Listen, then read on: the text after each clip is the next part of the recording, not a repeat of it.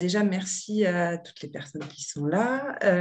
L'idée aujourd'hui, c'est de partager avec vous quelques petits conseils pour mettre en place une culture X-Research dans votre entreprise, parce qu'on s'est rendu compte forcément au fil des années et des différents échanges avec nos clients que c'était une problématique qui revenait assez régulièrement. Donc, comme je disais, nous, on va partager quelques conseils. Et puis, l'idée, c'est aussi, si vous en avez de votre côté à partager avec nous et avec les personnes qui sont là, ça sera très, très intéressant. Donc, n'hésitez pas à utiliser le chat, que ce soit pour poser des questions, pour réagir, comme je disais à l'instant, pour partager vos bonnes pratiques à vous. Et puis voilà, on essaiera de se garder quelques bonnes minutes à la fin de la présentation pour voir tout ça ensemble. Déjà, moi, pour ceux qui ne me connaissent pas, donc, je suis Anaïs Valentin, je suis responsable de l'UX Research chez Fairpexion depuis 4 ans, un peu plus de 4 ans. Et je vais laisser Mathieu se présenter et présenter aussi Fairpexion en quelques mots pour ceux qui ne nous connaîtraient pas encore. Et du coup, Mathieu Lombard, enchanté tout le monde. Et au sein de Fairpexion, je m'occupe de la direction de l'expertise UX, que ce soit en interne ou pour l'externe, auprès de nos clients.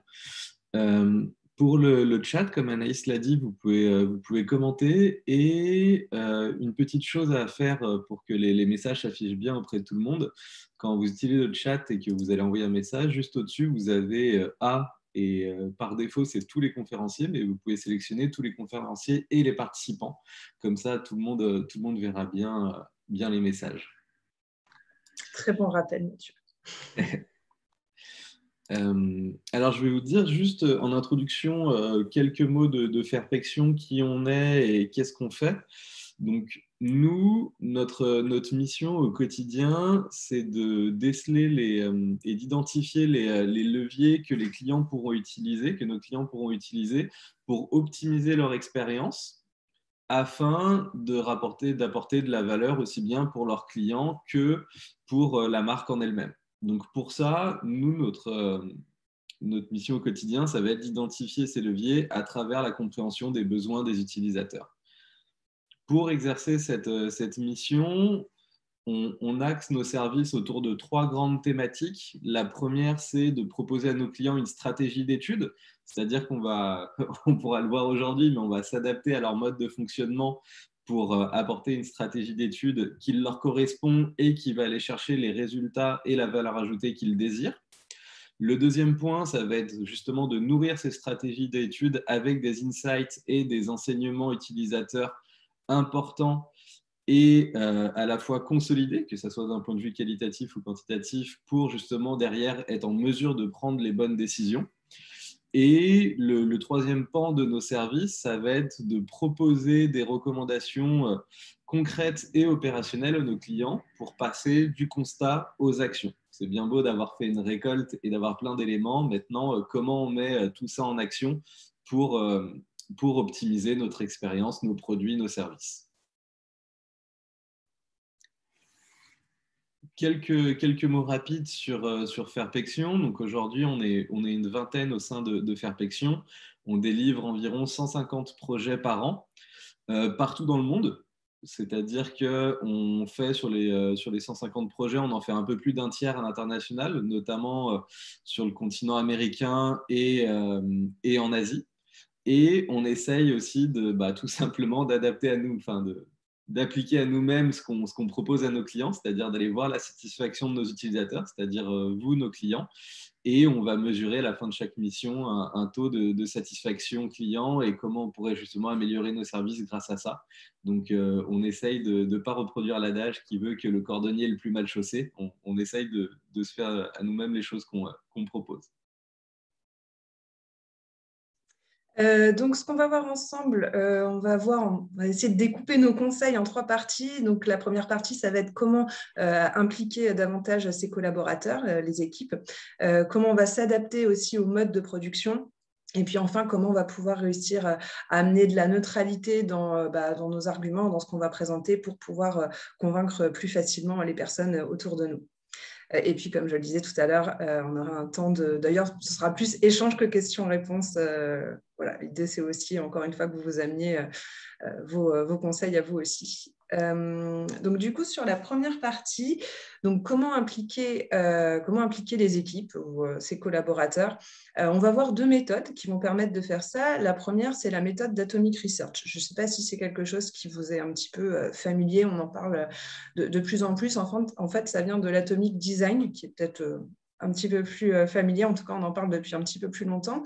L'Atomic Design, en fait, c'est tout simplement une méthode de design par composant en quelques mots, hein, je le fais en très bref, pour se retrouver avec, on va dire, une bibliothèque d'éléments qui vont être individuels.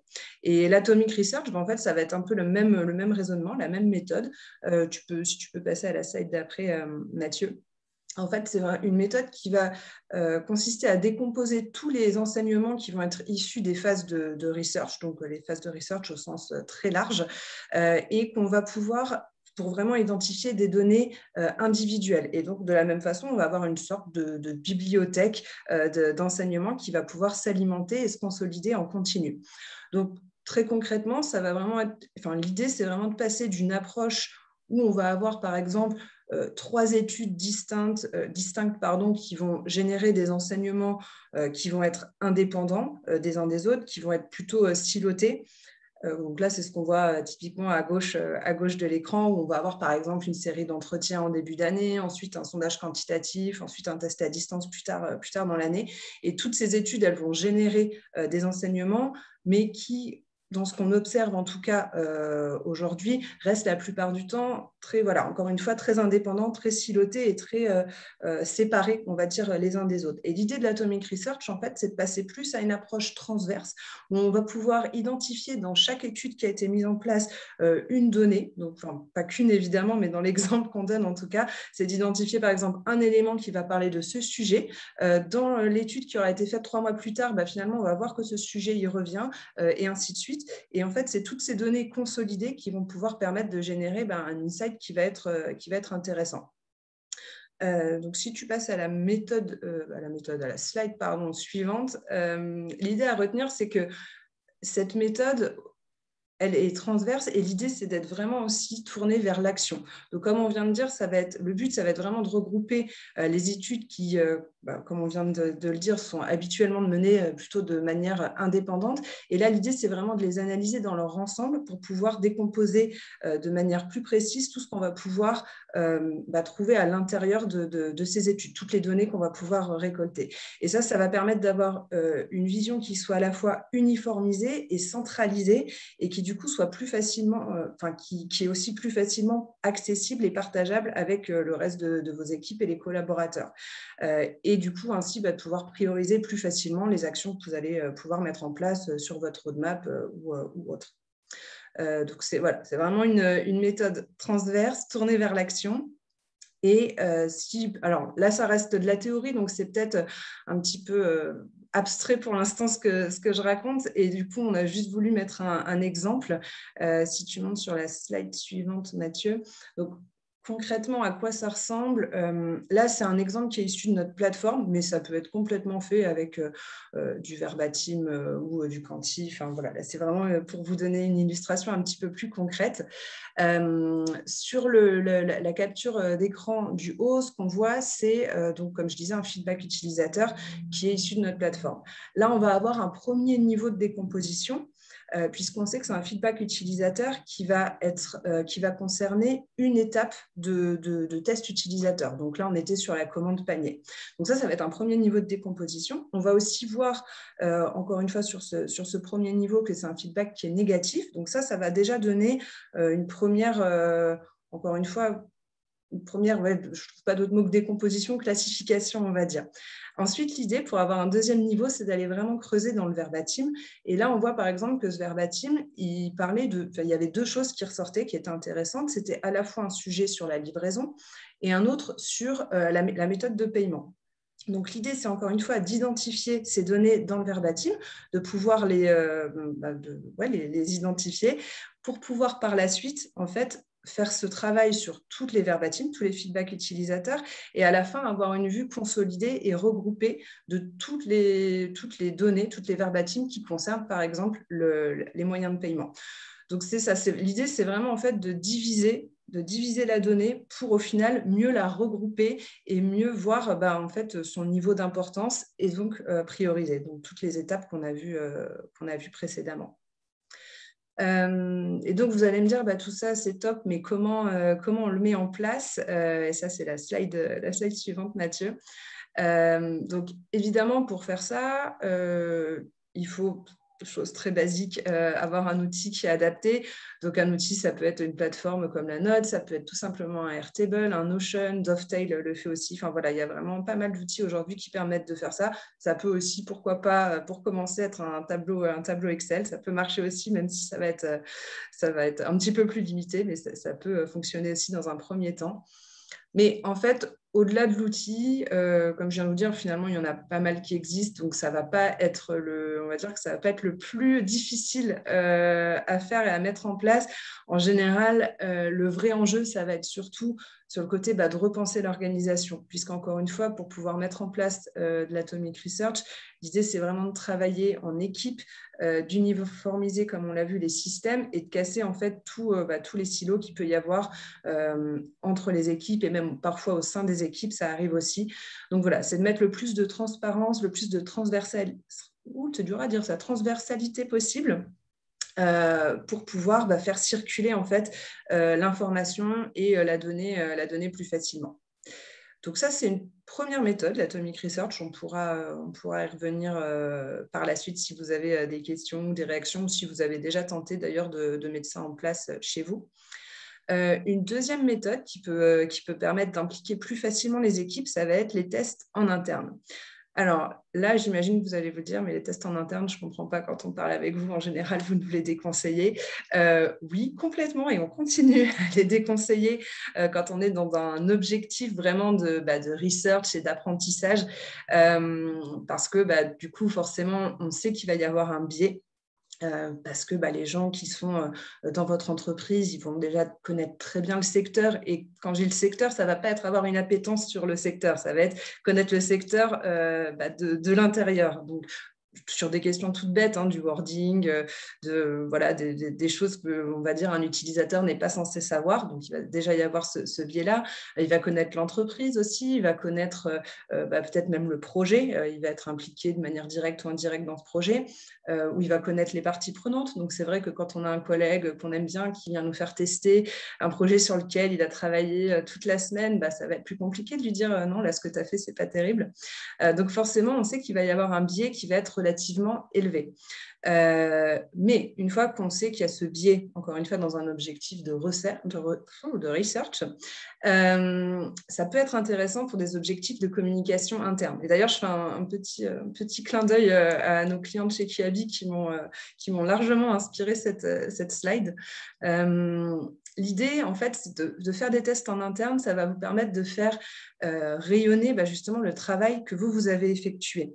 Il y a justement, encore une fois, lors de cet échange avec Kiabi, il nous disait, les gens, en fait, nous disent on comprend mieux ce que vous faites. Donc, ça va vraiment permettre encore une fois, de faire passer de l'information, de les sensibiliser à vous, ce que vous faites, et puis de valoriser aussi votre travail.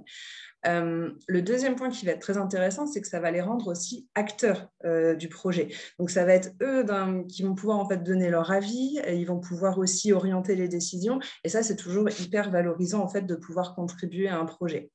Et puis enfin, ça va pouvoir les sensibiliser quand on va avoir des équipes qui ne sont pas forcément des équipes UX, mais qui vont travailler sur des problématiques complètement liées, que ce soit du marketing, de la logistique. Ça va permettre de les sensibiliser plus facilement à certains sujets. Si on prend un exemple, je sais pas, par exemple la logistique, si dans votre parcours client, parcours de commande, il y a un souci sur la livraison et qu'en fait, vous savez que vous avez besoin de la participation de l'équipe logistique pour résoudre ce problème, mais que vous n'arrivez pas trop à faire passer le message, en fait, eux, ils vont se rendre compte par eux-mêmes de ce problème et donc ça va être plus facile de les sensibiliser à ça. Donc, encore une fois, ça peut vraiment être un outil, un atout pour, dans des jeux de valorisation et de communication en interne. Évidemment, on ne conseille pas de le faire sur des sujets clés ou hyper stratégiques. Ça va plutôt être à faire sur des sujets ou des fonctionnalités qui vont être plutôt secondaires.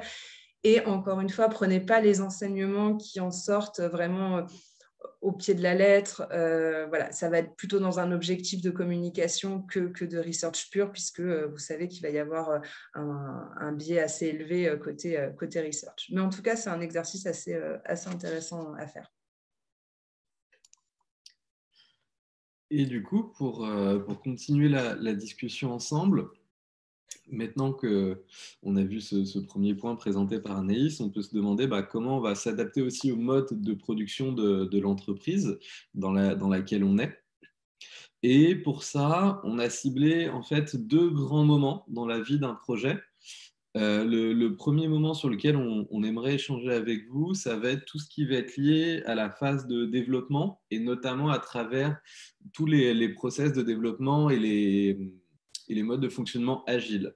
À savoir que ce sont des choses qui sont quand même très codifiées, qui fonctionnent d'une certaine manière en enchaînant les sprints, en raccourcissant les temps de développement, en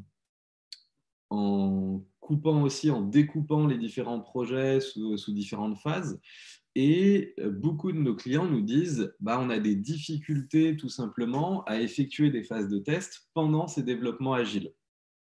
Les principales difficultés qui remontent sont généralement les mêmes. Donc, le premier point, c'est le plus important, c'est qu'on n'a pas assez de temps pour tester entre les sprints, c'est-à-dire qu'on est sur des timings qui sont tellement serrés qu'on a assez peu de marge de manœuvre pour justement venir apporter des éléments d'un point de vue utilisateur au milieu du développement pour s'assurer que ce qu'on est en train de faire est sur les bons rails et que ça réponde réellement aux besoins et aux attentes de vos utilisateurs. Ensuite, il y a aussi le fait que tout ça, cette phase de planning est plutôt définie en amont et du coup assez peu modifiable. On a très peu la main dessus. Il y a aussi un des points qui est très problématique, c'est de se dire là, on a réussi à trouver un petit moment pour tester. Par contre, tous les enseignements qu'on a eus, du moment où c'est des enseignements qui sont négatifs et qui nous poussent à faire des modifications, en fait, on n'a pas la place pour appliquer ces modifications dans notre roadmap parce que déjà, tous les cycles et tous les sprints sont définis. Et enfin, le dernier point qui est plus de l'ordre méthodologique, c'est que souvent, les entreprises en phase de développement mélangent les phases de test utilisateur aux phases de recettage technique. Et encore une fois, c'est vraiment deux moments et 2 méthodologies complètement différentes. Les moments où on va tester auprès des utilisateurs, c'est pour savoir si le produit ou le service qu'on met en place répond aux besoins et aux attentes des utilisateurs. Et le recettage technique, c'est pour faire remonter les différents bugs et les problèmes de fonctionnement du produit ou du service qui est en train d'être développé. Donc, on est vraiment sur des objectifs très différents et malheureusement, un bon paquet des entreprises les mélangent, ce qui fait qu'on a des méthodologies hybrides qui apportent très peu de valeur pour l'un des objectifs comme pour l'autre. Donc ça, c'est plutôt un constat. C'est que les phases de test pendant les phases de développement agile, plutôt compliquées. Nous, ce qu'on vous conseille, les 2 clés de réussite qu'on peut vous partager pour amener le plus de valeur dans vos projets, le premier point, ça va être sur l'anticipation. Ce qu'on conseille et ce qu'on continuera à conseiller encore beaucoup, et on n'est pas les seuls à le faire, c'est plus vous testez tôt, mieux c'est. C'est-à-dire ne pas attendre les différentes phases de développement pour tester. Vous pouvez tester dès les premiers prototypes que vous avez, ou même encore un peu plus en amont sur les phases exploratoires, mais on y reviendra après sur ce dernier point. Les avantages de tester plus tôt, en fait, c'est que vous allez gagner tout simplement des coûts de production.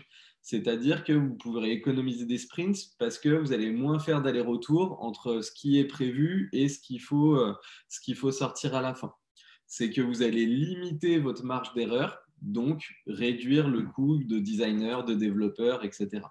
Donc c'est vraiment quelque chose d'important, c'est plus vous testez avant les phases de sprint, mieux c'est. Ensuite, si vous souhaitez continuer les tests pendant la phase de sprint et pendant la phase de développement, en soi, il y a des choses à faire.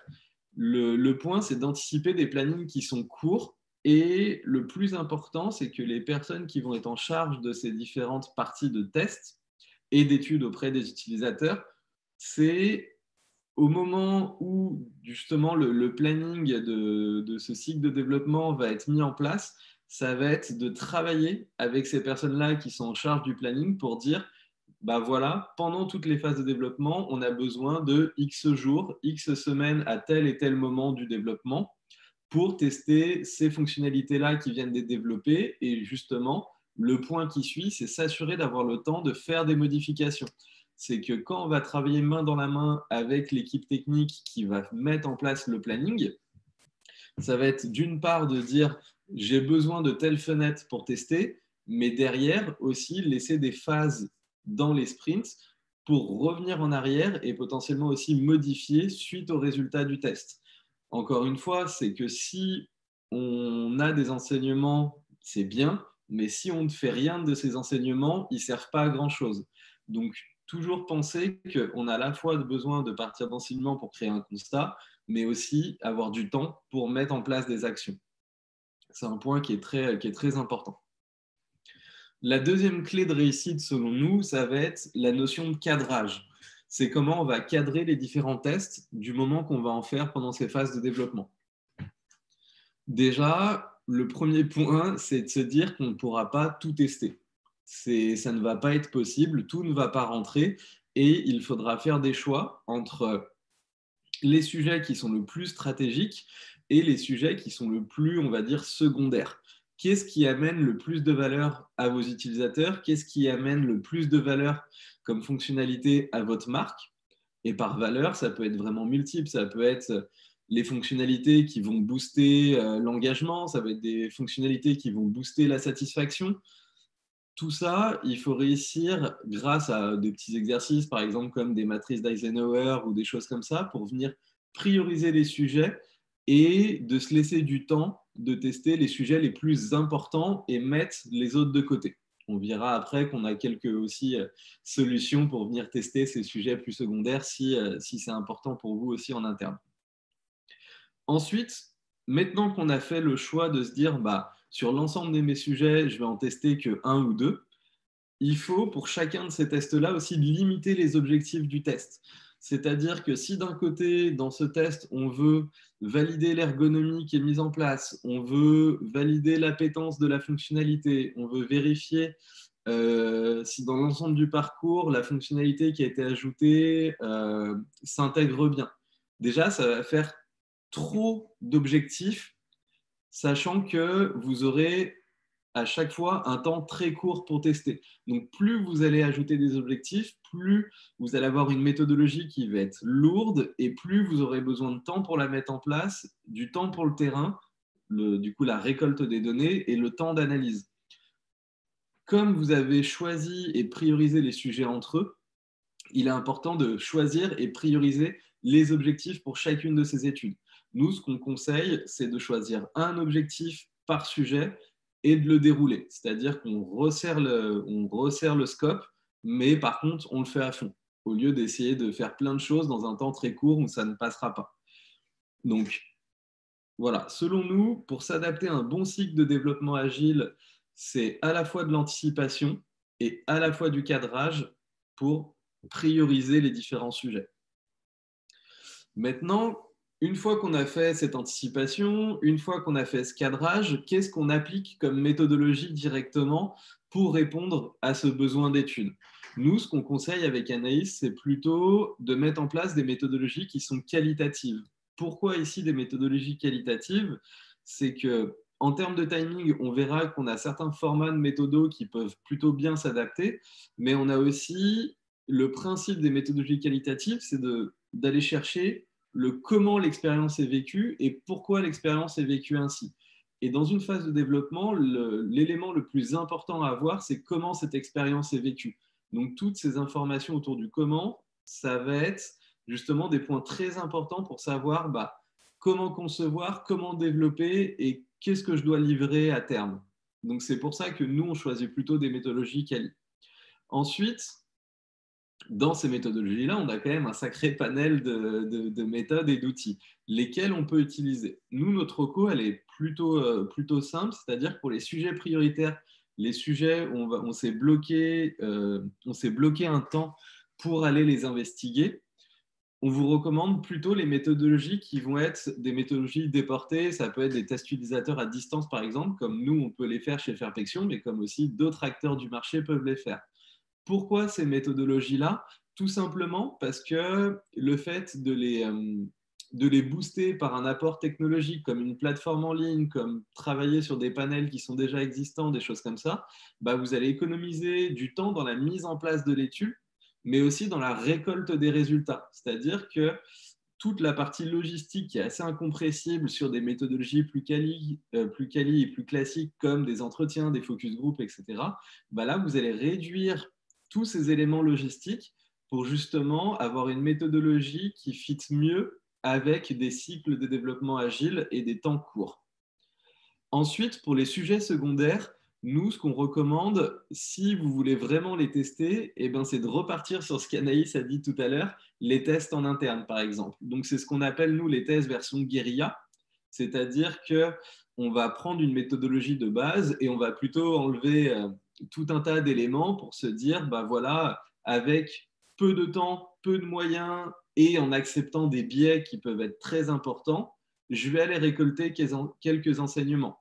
C'est-à-dire que sur une fonctionnalité qui peut être très secondaire, on peut très bien aller voir des personnes d'une autre équipe de l'entreprise pour leur faire tester assez rapidement l'outil pour déjà, comme Anaïs l'a dit, que tout le monde devienne acteur du projet et qu'il y ait une meilleure implication dans le projet, mais aussi pour récupérer quelques données.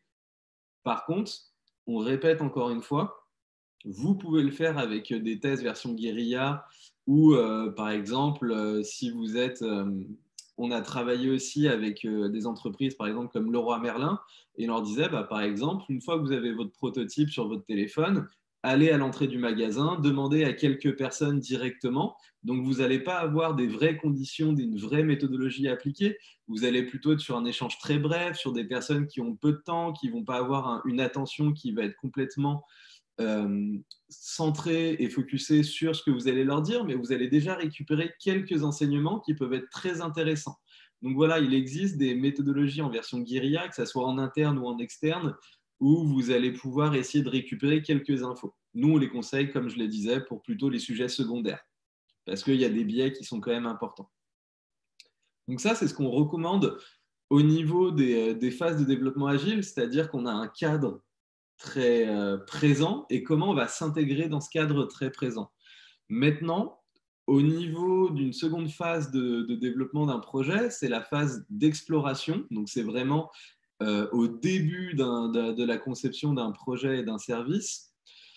On a une phase qui, là, pour le coup, la plupart du temps, chez nos clients, est assez peu cadrée. Donc, c'est comment vous, en voulant ajouter de la recherche dans ces phases-là, allez apporter un certain cadre et une certaine méthodologie qui va amener de la valeur derrière.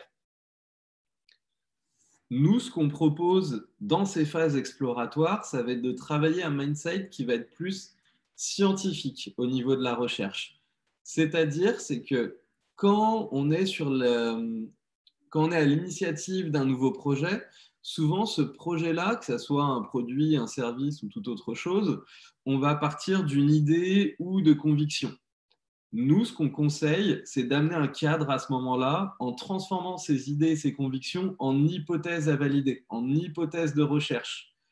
Pourquoi faire ça? C'est tout simplement pour amener quelque chose, comme je le dis encore une fois, de cadré et aussi de consolider en termes de résultats, c'est-à-dire de mettre de côté le doigt mouillé qui peut être là de temps en temps et amener amener des données concrètes à votre phase exploratoire pour mettre en place le meilleur produit, le meilleur service.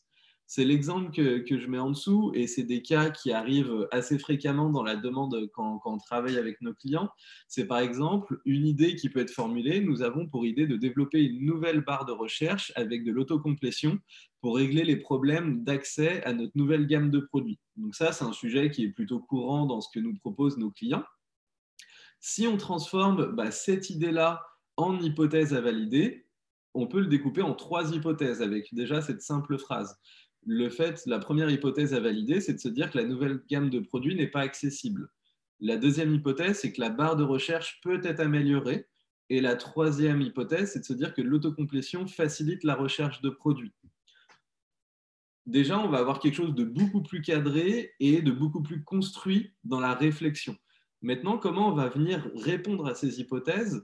Nous, ce qu'on vous suggère, c'est de mettre en place aussi bien des méthodologies qui peuvent être quantitatives ou qualitatives pour aller récupérer des nouveaux éléments, mais aussi de se servir de ce que Anaïs vous a présenté tout à l'heure au niveau de l'atomic research, c'est-à-dire que vous avez sans doute une base de données qui est assez énorme la plupart du temps. On ne s'en rend pas trop compte, mais quand on commence à creuser tout ce qui a été fait, on peut voir que la base de données en entreprise et la connaissance d'un point de vue client en entreprise est quand même assez forte. Mais justement, bosser des principes comme de l'atomic research et de centraliser la donnée, bah, ça va être de se dire que, par exemple, la première hypothèse, au lieu d'aller faire une nouvelle étude, bah, peut-être que de se venir valider le fait que la nouvelle gamme de produits n'est pas accessible a été validée dans des tests qui ont eu lieu précédemment sur d'autres versions de l'application, par exemple des tests quali ou des tests quanti, ou des enquêtes de satisfaction qui ont lieu tout au long de la vie du site, de l'application, etc. Donc, on n'est pas non plus à chaque fois obligé d'aller chercher et de mettre en place de nouvelles méthodologies, des nouvelles méthodos pour aller générer de la nouvelle donnée. Il faut aussi regarder ce qu'on a déjà pour apporter des données, des données qui vont venir valider ces hypothèses. Et bien sûr, encore une fois, par exemple, l'autocomplétion qui facilite la recherche de produits, bah là, c'est plutôt une hypothèse dans laquelle on a besoin d'investiguer un peu plus. Et justement, là, on peut mettre en place une méthode qui va être light ou alors assez importante pour venir justement voir quelles sont les différentes solutions envisageables pour valider ces hypothèses-là.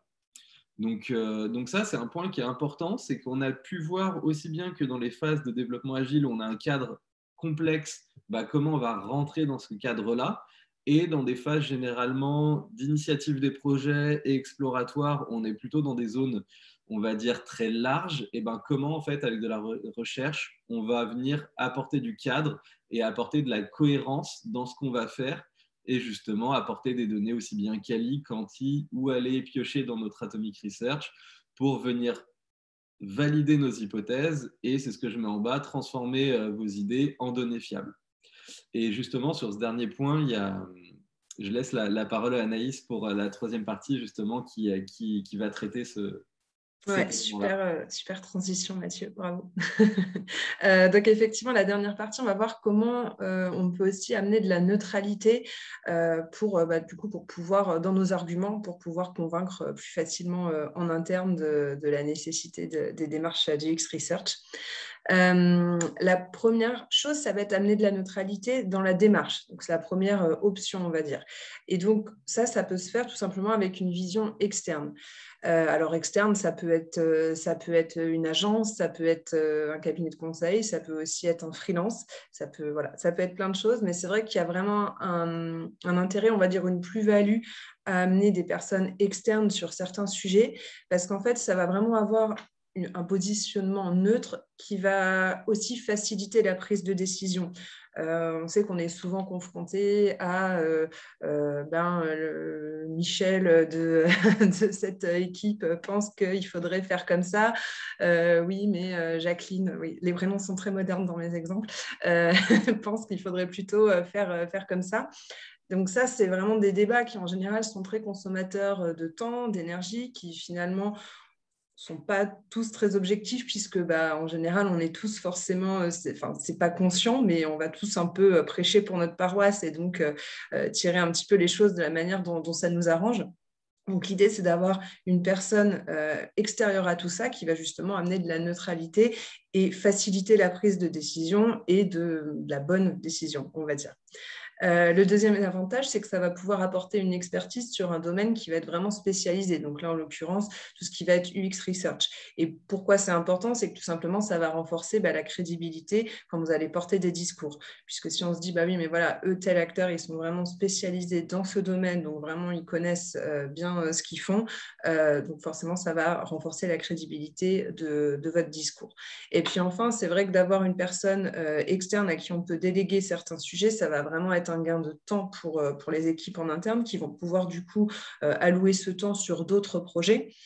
Et ça va servir aussi, encore une fois, en général la hiérarchie, puisqu'on va pouvoir valoriser plus de projets, plus de travail. Donc, en gros, la productivité et le temps de travail.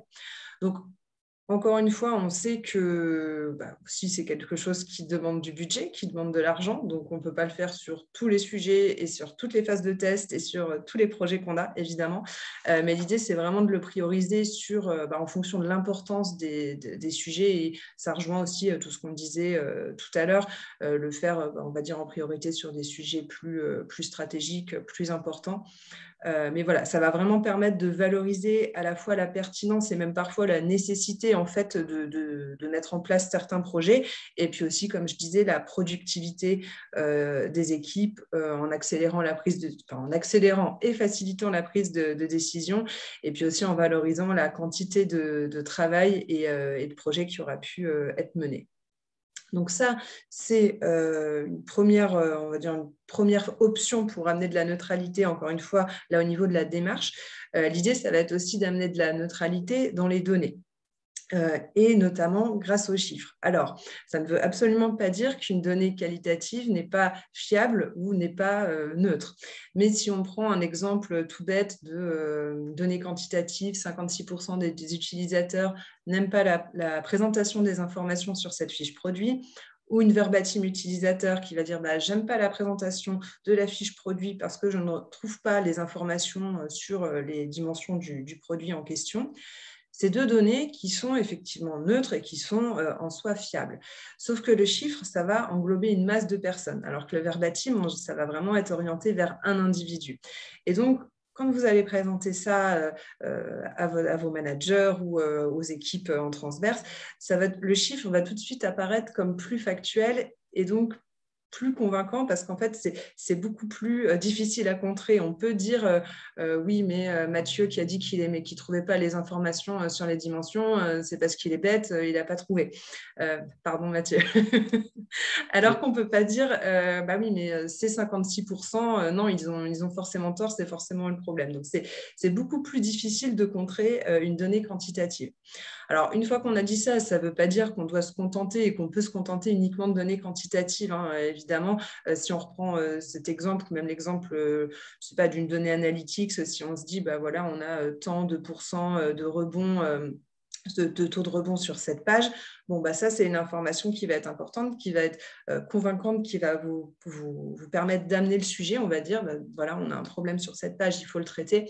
Par contre, finalement, ça ne va pas vous dire quel est exactement le problème et comment le traiter. Donc, c'est là qu'il y a vraiment un intérêt, et ça rejoint ce qu'on disait aussi un petit peu plus tôt pendant de la présentation, c'est vraiment l'intérêt de combiner à la fois des données quantitatives qui, encore une fois, vont être plus percutantes, plus convaincantes, et des données qualitatives qui vont permettre, on va dire, de nourrir cette donnée quantitative et de lui donner un petit peu plus de fond et d'expliquer comment et pourquoi. Et enfin, pour finir, pour pouvoir, toujours dans l'idée d'amener de la neutralité dans les données et surtout de la crédibilité, ne pas oublier, ça c'est plutôt le petit bonus en fin de présentation, surtout ne pas oublier l'importance des échantillons. On sait que c'est souvent des choses sur lesquelles, pareil, c'est facile d'être contre-argumenté, contré, oui, c'est plus simple de dire contré. Donc voilà, donc pensez bien je trouve pas de joli mot, mais à blinder entre guillemets vos échantillons pour être sûr de pas être contré là-dessus. Donc ça passe par choisir déjà les bons critères de ciblage. Si on met des critères trop précis sur une population trop précise, on va passer à côté de plein de choses et donc on va avoir une vision qui va être trop fermée, on va dire ça comme ça. À l'inverse, si vous ne mettez pas assez de critères, du coup, on va avoir une population qui ne va pas forcément être pertinente et du coup répondre à nos objectifs d'études. Donc, c'est vraiment important d'avoir la bonne dose de critères et surtout de choisir vraiment les critères pertinents en fonction de la méthodologie, des objectifs, etc. Plein de choses qu'on a déjà vues dans d'autres présentations, donc je ne m'attarderai pas forcément dessus. En quali, pensez bien à la consolidation des données, c'est-à-dire que si sur une cible ou même une sous-cible, vous n'avez que 2 personnes qui représentent cette cible ou sous-cible, encore une fois, ça ne va pas être assez. Et ça, du coup, ça va être hyper facile pour les personnes en face de vous de dire « Non, mais attends, il n'y a que 2 personnes qui ont dit ça, pour moi, ça ne marche pas ». Donc, pensez bien à ça. C'est important d'avoir un échantillon assez important pour pouvoir consolider les enseignements que vous allez tirer de l'étude. Et en quanti, pensez bien, alors encore une fois, à la taille de l'échantillon, puisque le quanti, c'est aussi une méthode assez cadrée, on va dire. Donc, ça veut dire plus de personnes, mais surtout, ça ne veut pas dire que ça. Pensez bien aussi à la construction de votre échantillon, donc notamment avec des systèmes de quotas, des choses comme ça. Mais pourquoi c'est important? C'est que vous avez beau interroger, je ne sais pas, 1000 personnes, si dans ces 1000 personnes, finalement, il n'y a qu'un segment de votre cible qui est représenté, du coup, ça ne sera pas valable pour l'ensemble de votre projet et l'ensemble de votre cible. Voilà, donc ça, c'était plus des petits conseils et bons rappels pour la fin. Et en tout cas, les messages clés, on va dire, à retenir de cette présentation, c'est que pour pouvoir faciliter la mise en place de l'UX Research dans votre entreprise, nous, ce qu'on vous conseille, c'est déjà forcément d'impliquer les équipes et les collaborateurs autour de vous, donc en favorisant une approche transverse et décilotée. Donc, ça peut être avec de l'Atomic Research, ça peut être avec d'autres choses. N'hésitez pas à impliquer vos collaborateurs en les rendant acteurs aussi des projets. Donc, comme on a vu en faisant des petits tests en interne, voilà, c'est en général des exercices que les gens aiment bien faire, où ils se sentent valorisés. Donc, ça permet de bien les impliquer dans les projets.